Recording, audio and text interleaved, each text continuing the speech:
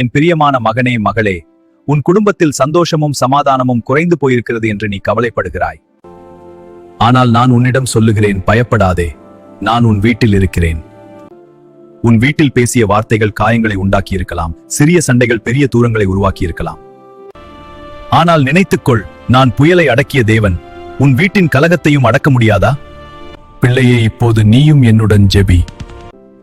கர்த்தராகிய இயேசுவே, எங்கள் குடும்பத்தின் தலைவரே, நாங்கள் உம்மிடம் வருகிறோம். எங்கள் வீட்டில் இருந்த எல்லா பிரிவினையும் நீக்கிவிடும். எங்கள் மனங்களில் இருந்த கோபத்தை கரைத்துவிடும்.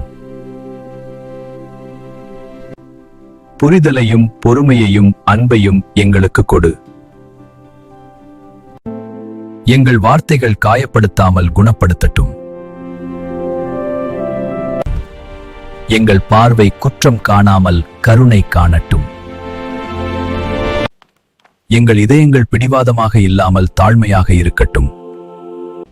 இயேசுவே, எங்கள் வீட்டின் ஒவ்வொரு அறையிலும் உம் சமாதானம் நிரம்பட்டும். சண்டை இருந்த இடத்தில் சிரிப்பு மலரட்டும். கண்ணீர் இருந்த இடத்தில் சாட்சியம் எழும்பட்டும். பிள்ளைகளுக்கு கீழ்ப்படிதல், பெற்றோருக்கு ஞானம், தம்பதிகளுக்கு ஒன்றுபட்ட இதயம் அருளும். எந்த தீய ஆவியும் எங்கள் வீட்டை தொடாதபடி உம் இரத்தத்தால் எங்களை மூடிக்கொள். இன்றிலிருந்து எங்கள் வீடு சண்டையின் வீடு அல்ல, சமாதானத்தின் வீடு. கவலையின் வீடு அல்ல, சந்தோஷத்தின் வீடு. பிரிவின் வீடு அல்ல, ஒன்றுபட்ட ஆசீர்வாதத்தின் வீடு.